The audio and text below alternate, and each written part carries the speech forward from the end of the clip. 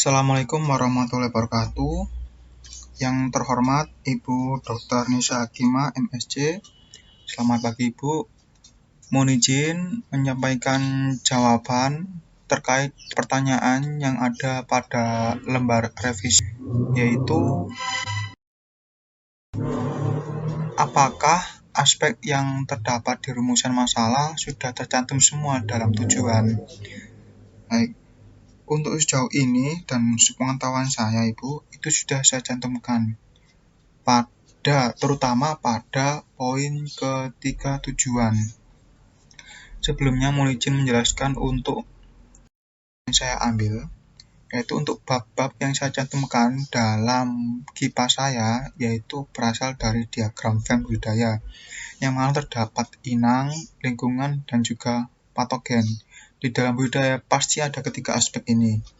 Namun, bagaimana kita untuk memanajemen supaya ketiga aspek ini dapat balance atau seimbang, yang tentunya untuk patogen ini tidak dapat menginfeksi pada inang yang kita budidayakan.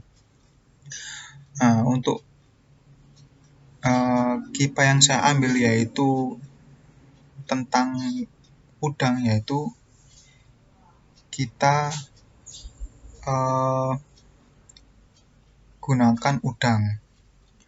Yaitu yang pertama adalah inang, di mana inang sendiri yaitu atau benur yang kita gunakan itu berasal dari mana? Apakah benur yang kita gunakan dalam proses pembesaran itu berkualitas ataukah tidak? Karena dalam penggunaan benur yang berkualitas ataukah tidak itu akan mempengaruhi dalam proses keberhasilan budidaya yang akan mendatang. Selanjutnya yaitu manajemen pakan. Selain kita menumbuhkan udang itu dari kecil sampai besar, kita juga harus memberikan pakan tambahan yang berfungsi untuk meningkatkan pertumbuhan, untuk meningkatkan sistem kekebalan tubuh dari udang tersebut. Juga kita ketahui bahwa udang sendiri itu tidak memiliki sistem kekebalan tubuh spesifik. Maka daripada itu kita dapat meningkatkan kekebalan tubuh dengan cara pemberian lewat pakan. Selanjutnya yaitu kesehatan udang. Kita harus melakukan pengujian kesehatan udang atau pengontrolan kesehatan udang secara berkala, yang mana hal ini bertujuan untuk menghindari serangan dari penyakit ataupun pencegahan dini dari penyakit. Jadi ketika udang tersebut sudah mulai tanda-tanda ataupun ada gejala klinis yang menyerang pada udang, maka kita dapat melakukan pencegahan dini. Selanjutnya yaitu lingkungan, di mana udang ini hidup pada media air, maka kita harus melakukan manajemen kualitas air. Seminimalisir mungkin kita optimalkan air yang kita gunakan itu sesuai dengan tumbuh optimal budidaya udang faname, sehingga udang faname dapat tumbuh dengan baik. Selanjutnya yaitu selain faktor internal yaitu berupa air, kita juga harus memperhatikan faktor eksternal yaitu berupa hama yang bisa masuk ke dalam petak tambak ataupun kolam. Karena kita tidak tahu bahwa hama yang masuk ke dalam petak tambak itu bersifat karir ataukah tidak. Kalau dia bersifat karir, maka dia bisa saja menularkan atau menginfeksi inang yang kita budidayakan. Namun kalau tidak, pasti dia bersifat kalau tidak perusak, pengganggu maupun predator. Yang intinya bahwa hama ini adalah atau bersifat merugikan bagi petambak. Selanjutnya yaitu penanganan biosecurity. Kita dapat melakukan atau usaha biosecurity untuk mencegah hama maupun penyakit yang masuk ke dalam tambak atau kolam, sehingga udang yang kita pelihara tidak terserang penyakit. Yang ketiga yaitu patogen atau penyakit.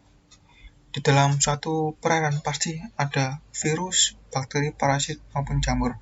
Namun, bagaimana kita untuk manajemen supaya penyakit yang ada pada perairan tersebut itu diminimalisir, sehingga tidak dapat menginfeksi pada inang yang kita budidayakan.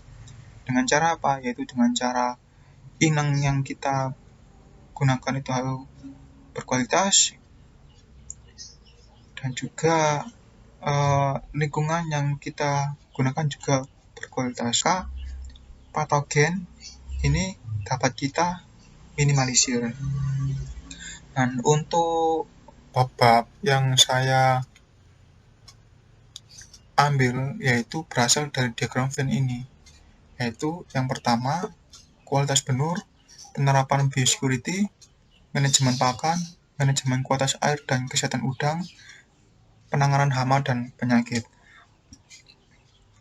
Dari bab-bab yang saya ambil ini atau yang saya cantumkan itu dari satu sama lain itu saling berkesinambungan, yang mana tidak dapat dihilangkan dari aspek tersebut.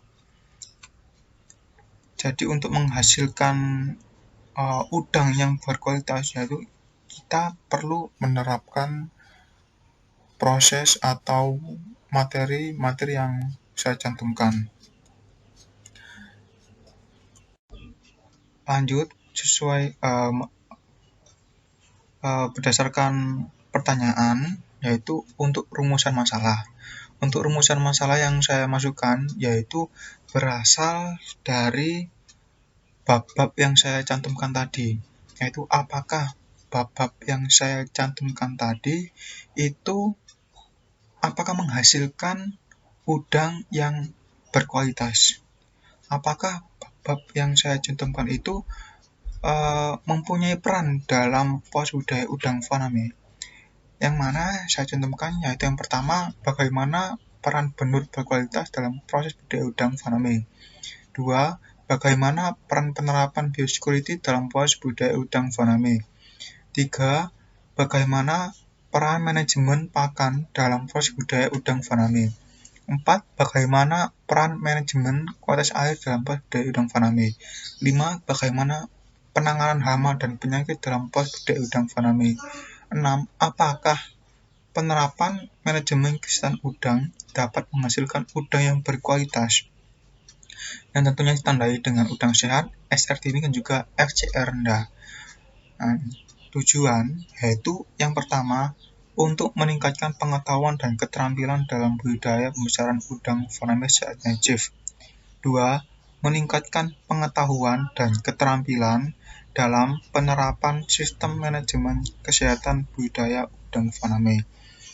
Untuk aspek atau poin 1 dan juga poin kedua ini sifatnya lebih ke soft skill yang saya dapat pada waktu KPA nanti atau yang sudah saya lakukan gitu.